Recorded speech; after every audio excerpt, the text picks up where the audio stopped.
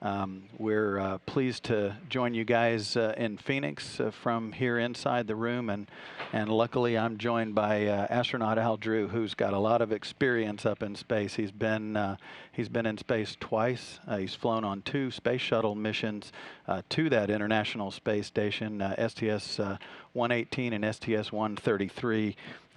Once aboard Space Shuttle Endeavour, and then he also flew on the last flight of Discovery before it was retired along with the other 2 space shuttles. So Al has a tremendous amount of experience in space flight and knows what life is like on board the International Space Station, and in fact here in the flight control room he's supported flights from in here as well. So welcome Phoenix and Monterey Park. We're happy to be with you guys.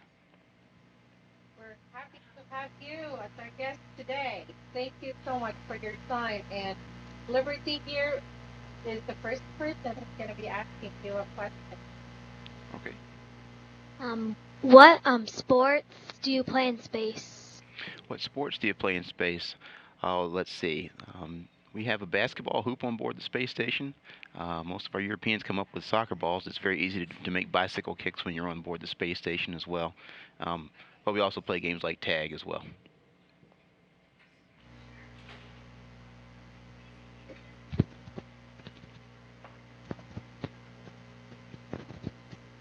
Do you have access to the social media, online, video games? Yes, we do. We actually, in the past few years, have gotten live internet on board the space station, so we can access Facebook and Twitter.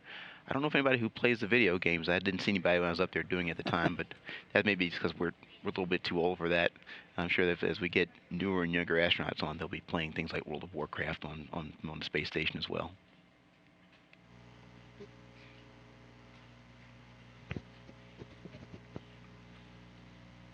Do you get scared every time when you board into the spacecraft? Do you get scared? Yes, there's an element of danger involved with the spacecraft. Anybody who's not a little bit worried about that probably doesn't understand what's going on. There's a lot of energy involved with getting yourself to Earth orbit. You're going 25 times the speed of sound. That's about, 12 times faster than a speeding bullet. And so it's a lot of energy has to go into that. And so it's a good thing. It makes us very careful and very safe, and we pay a lot of attention to what we're doing when we're going to and from space. And I think a little bit of anxiety helps you to keep you engaged with that. Thank you. Can I say your name?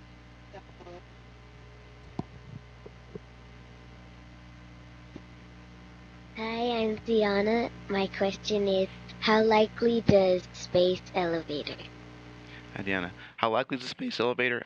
I think it's likely. The question more is, when do we get a space elevator, not will we ever have one?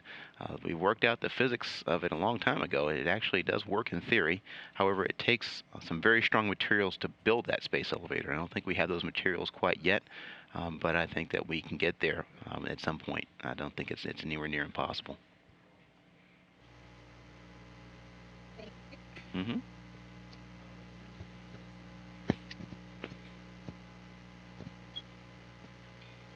Hi. Hi, I'm Steve. How Hi. long does travel time to the space station? How long does it take to get into space? If you're on a shuttle, it takes about 8.5 minutes. And so think about that. You're sitting on the ground at 0 feet of altitude, rating right at sea level, doing 0 miles per hour. And 8.5 minutes later, you are 100 miles up, going at 17,500 miles an hour. So it makes for a very exciting 8.5 minute ride. Yeah, he also asked how long does it take to get to the space station too. Oh, so in okay. addition to that, Okay, so once we get to space, there's the trekking into the space station. Now, if we really needed to get there very, very quickly, which we don't typically, it wouldn't take much longer to get to the space station, maybe another 45 minutes. However, because the way we do our rendezvous, we don't like just run up to the space station and stand on the brakes because you don't want to hit the space station. So we usually will spend a couple of days getting to the space station, going through checkouts, making sure our spacecraft works okay. But when it's time to come back from the space station, when it comes time to land, by the time we undock, within an hour and a half, we're back on the ground. That's a great question. Yes.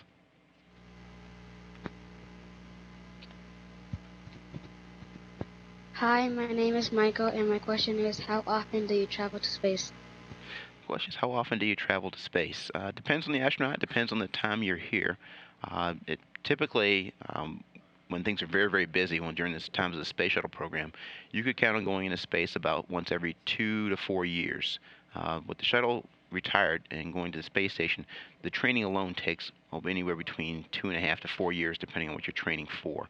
So it would probably be maybe even 5 years now between space station missions if you're on one of the busier schedules.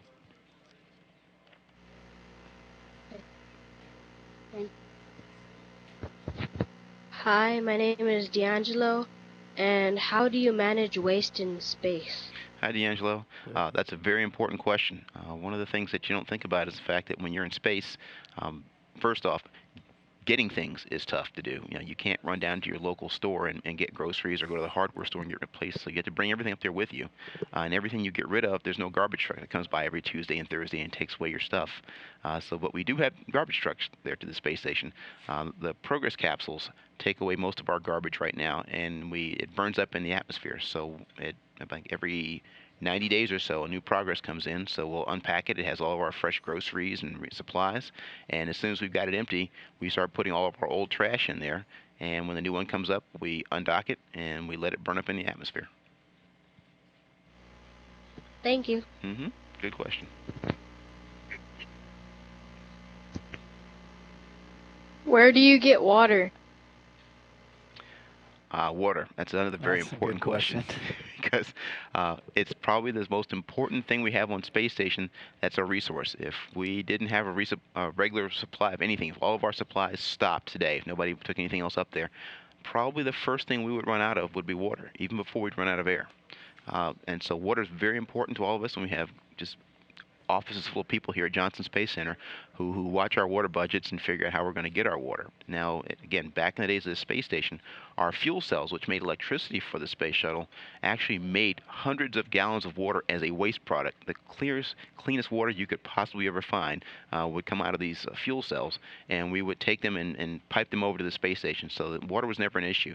Now we have the Progress capsules and other resupply vehicles, and they bring up tanks of water with them, and we conserve our water, but our life support systems now are much more miserly. We waste a lot less water. It used to be, if the water was dirty, we didn't care much about recycling. We would just dump the dirty water overboard. Now we scrub and purify and recycle as much of that water as we possibly can, because we don't have shuttles coming up every few weeks with hundreds of gallons of water to donate. Thank you. You're welcome. Hi, I'm Brooklyn. How do you guys keep yourself clean in space? Hi, Brooklyn. Keeping clean in space, something very near and dear to my heart, because I spent a total of 26 days in space. Obviously, the things you do on the ground here don't quite work in space. Much of what you do in the bathroom, the shower, and cleaning up needs gravity for the water to come across your body out of the spigot and go down the drain. That doesn't work in space. Now, any water you would shoot out of a nozzle would stay right there with you, and along with the dirt that came off of you. So rather than hop into a shower or a bathtub, we take sponge baths. If you've ever been camping, you know what it's like to go out there and just get a towel or something wet and wipe yourself down. Clean that off, and then rinse yourself off with another towel that doesn't have the soap on it. And so it's very good at keeping you clean, but not nearly as satisfying as, say, just a hot shower. And you'll find most astronauts, when they get back down on the ground, no matter how long they've been in space, will go hop in the shower for 30 to 45 minutes because they miss the sensation of just having a hot shower. Thank you. You're welcome.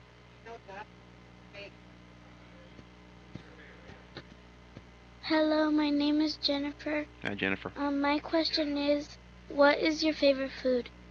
What's my favorite food? Oh, it depends from day to day. Well, I'm here in Texas. I like a lot of Cajun food, things like gumbo, but also like barbecue. And imagine if I lived somewhere else, I would eat something else differently. But that's what they make best around here, and they do a very good job of it.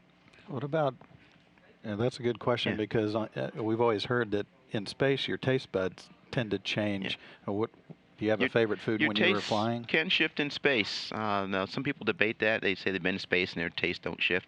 And for me, my taste did shift on my first mission, but it wasn't consistent. It didn't happen again on my second mission. One of the things on space, when I was on my shuttle mission, we had these string beans with mushrooms. And I eat string beans. I don't hate string beans, but I probably wouldn't go 5 steps out of my way to get a bowl of string beans anywhere on here on Earth. I know they're good for me, and that's why I eat them. I craved string beans when I was on orbit, and I was trading away all my beef jerky, which I love here on Earth, to get all the string beans that I could possibly get my hands onto. So I pretty much ate the entire shuttle supply of string beans in order to get them all. But I went back a second time. I thought I'd crave them again, and I didn't. I didn't hate them, but they were just string beans at that point. So who knows? That's a science out there waiting to find out is why your taste might change on orbit and why they wouldn't. Thank you. Mm-hmm.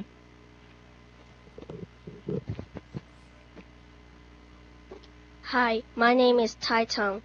My question is, what hobbies do you have while in space?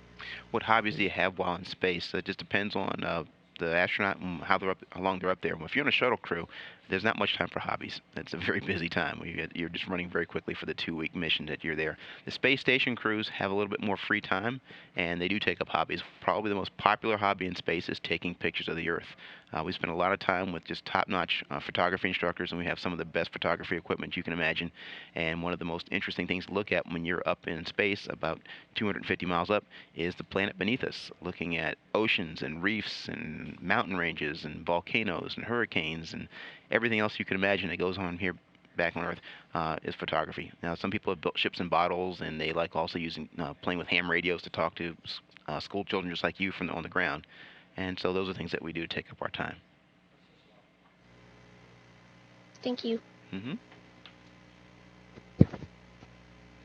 Hi, my name is Andrew, and my question is, what kind of pets do you think will survive in that environment? Hi, Andrew. I think most pets would survive in space. We've taken up all types of animals, not as pets, from mice and other things like that, and they seem to work just fine. Like anybody, they're a little bit disoriented when we first take them to orbit because there's no up or down. But one thing I noticed with the mice that we carried up with us was after about a day or two, they were doing the same stupid astronaut tricks that we were doing. Running around, bouncing off the edge of the cages, and smacking each other in the head, and just doing goofy things that you would do when you realize how much fun it is being weightless. So I think most pets would do just fine in space. Thank you. Mm-hmm. Hi, my name is Gael. My question is, what type of physical activities do you do in space? Yeah, good. It's another very good question. It's something that we do worry about. Now, one of the things to remember in space when you're weightless is that just sitting in your chair or standing there like you are talking to me, you're getting more of a workout than you would just floating in space. Just think about it. Your head has weight, and your neck has to hold your head up. Your legs and your feet have to hold the rest of your body up. Just lifting up your arm, just moving your arms takes effort. And when you're in space, those muscles don't work anymore. And so what we find out is that after a few days in space, your muscles begin to waste away because your body is efficient, which is my code word for saying very lazy. It doesn't support things it doesn't have to. And your bones start to dissolve away too because bones are there to support the muscles. So in order to keep that from happening, because eventually you do come back to Earth and you want to be able to walk around, our astronauts will exercise for as much as 2.5 hours a day. And so they're on these weightlifting machines. Obviously, weights don't work because it's weightless, but you can have resistance machines that simulate those weights. We have treadmills and we have bicycles as well, so you can keep your heart pumping as well. And so you keep your physical conditioning while you're in space. In fact, a lot of astronauts come back in better shape from being in space than they do on the ground because they have scheduled 2.5 hours of time to work. We don't get that much time here on the ground. Thank you. Mm-hmm. Do you keep a greenhouse in the space station, and how? Do we keep a greenhouse in the space station? Yes, we do. We have plant growth experiments, and we grow things there with lights and hydroponics and all kinds of other things like that. And so we've grown like radishes, and we've actually, I think, even managed to eat some of those things that we've grown in space. But everybody seems to enjoy doing gardening in space. It's one of the better pastimes, even if it's supposed to be an experiment. It's also fun.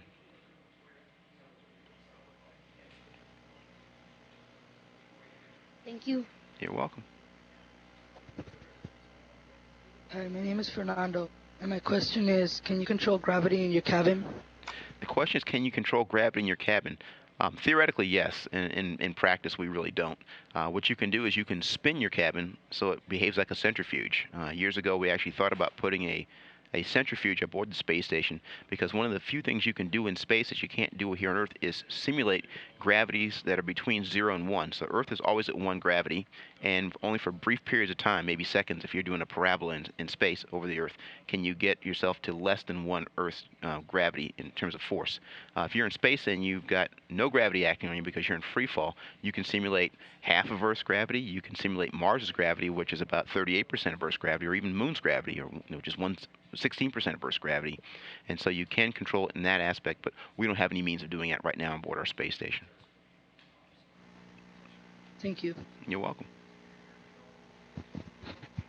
Hi, my name is Alex, and I want to know, how do you guys power the ISS? Hi, Alex. Great question. That's also a very good question. One of the things the way we power the International Space Station is by solar arrays. You see those giant solar arrays you see out there, those 8 of them out there. It's an acre of solar arrays, and I think it gathers somewhere in the order of 80 kilowatts of power. And that's about enough that a city block's worth of homes there in Phoenix would use about 80 kilowatts worth of power. And so really our power source is the sun. And I remember when I was on the space shuttle, we would go and plug into the space station and use their power. And I always kind of giggles. I thought we were stealing power from the sun on board our space shuttle. Thank you. You're welcome.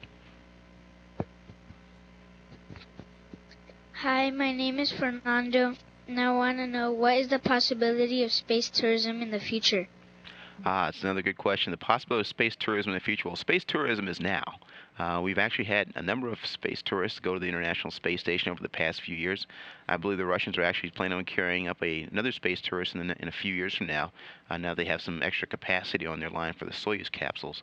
Here in America, we have a number of companies building spacecraft specifically for space tourism. Some of them will take you in space for maybe 4 or 5 minutes, where you can be weightless and float your M&Ms, whatever you want to put out in front of you, and get some pictures and be back on Earth. Or you can actually have ones that will take you up for weeks in space in orbit.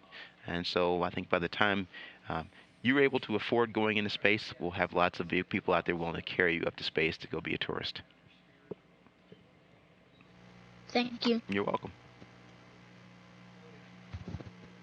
My name is Liberty, and another question I would like to ask: how long do you think astronauts possibly live and work in space? The question is, how long do you think astronauts can live and work in space? And that's something that's been on my mind for about the last year. I've been working over in a program called the Deep Space Habitat Project, and we've been thinking about taking spacecraft out to places like asteroids and even the planet Mars. And some of those missions are very long. They can be as much as 900 to 1,500 days away from Earth. And so the question is, like, can people survive for that amount of time out there in space? And if so, what do we need to go about doing? And so there's big challenges out there. One of the bigger ones is radiation in deep space. Our Earth and its atmosphere and its magnetic field protect us from a lot of radiation that comes from the center of our galaxy. And so if we're going to go out beyond the Earth's magnetic field, we're going to be subject to radiation such that we probably wouldn't stay out there for more than 6 months right now without some type of shielding or ways of deflecting it, or maybe creating our own magnetic field. Another thing is weightlessness. We know even with all of our exercises, we're not doing things that stimulate our inner ear to give us balance. And so that sense goes away, and it takes a while. The longer you're in space, the longer it takes to bring that back.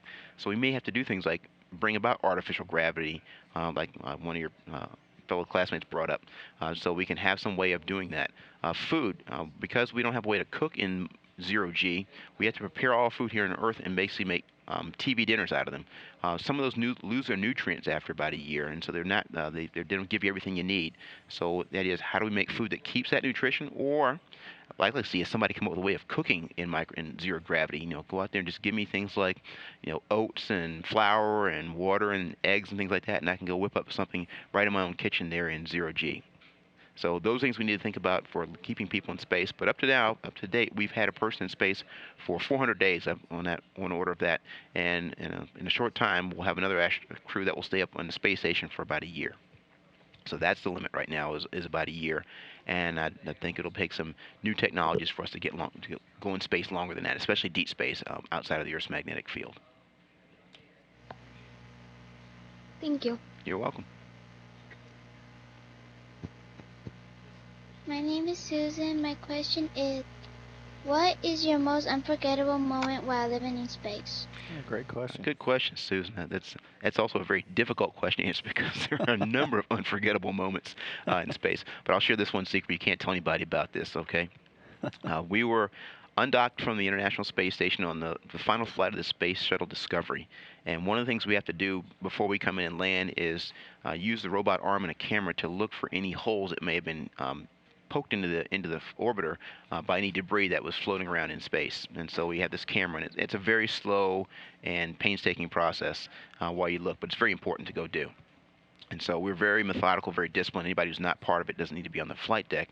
And we go through this in a step-by-step process, also very tiring. So 2 people have to do it, but 3 of us kind of rotate through. And so I just got done with my half hour of helping out with this, and I was just resting my eyes looking out the window.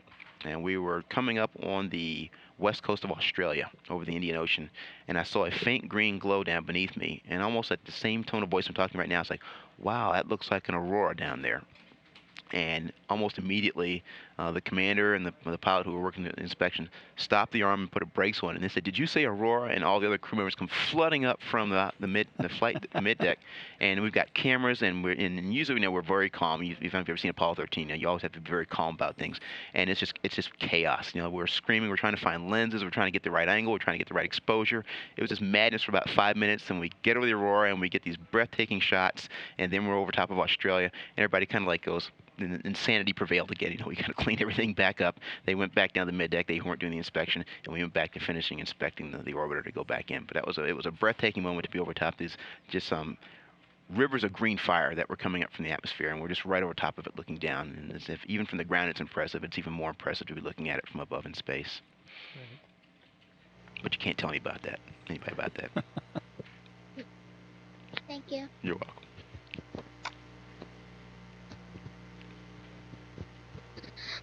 Hi, my name is David. I'm gonna ask a question again. Okay, What is David. I'm sorry. What is your most favorite site?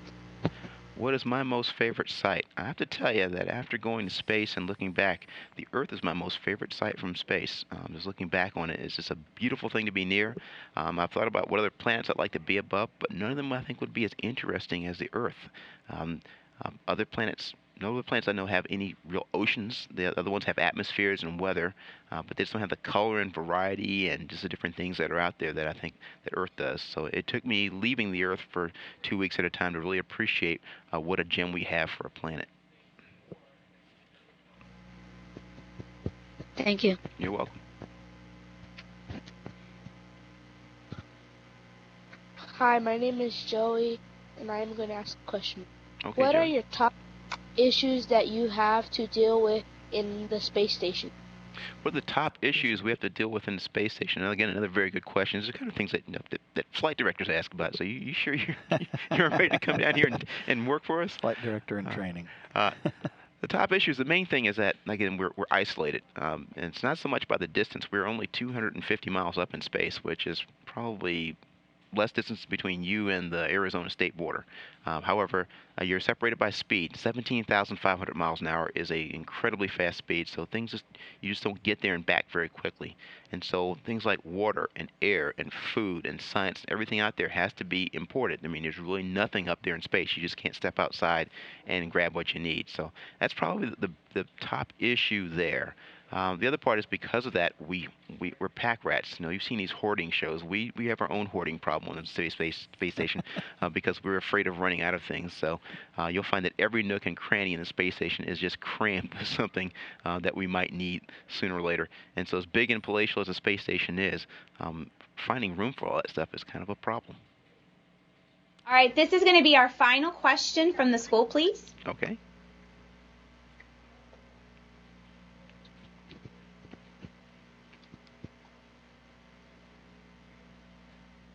Hi, my name is Christian. Hi, What Christian. is next for NASA's space flights? Great question. Wow, that is a great question, and that is the $64 million question. What is next for NASA space flights? I said for the foreseeable future, we will continue to operate the International Space Station, which is, like everything NASA has built, incredibly over-engineered and living long past when we thought it would. And so we expect well into the next decade to be operating the space station. Our we will expect to have more commercial partners on board the International Space Station as some of our like these commercial space operators, get the capability to bring up crew members as well as cargo. They're already bringing up cargo back and forth from the space station. Next thing we'll see is our crew members going to and from the space station on these commercial vehicles. And of course, we're always thinking about interplanetary travel. So we're looking at, should we go to asteroids that are near the Earth, and going, of course, I'm always thinking about the red planet. That's the next place I'd like to go see us do in my lifetime. So I think that's out there about the time that you get to sit in mission control and talk to students in Phoenix. That's what you'll be talking about that. Well, thanks, All everybody. right, I'd like to. Oh, go ahead. Oh, no, thank you. All right, I'd like to thank you guys for joining us today. Thank you, Kyle, and thank you, Alvin, and then thank you to Monterey Park. All right. Well, we're really happy that you guys joined us. That was a great bunch of questions. That's sometimes better than some that we get asked by other folks. So you guys study hard, and we really appreciate you joining us here in Mission Control. Thanks a lot for coming. Great questions, great conversation. It was good talking to you.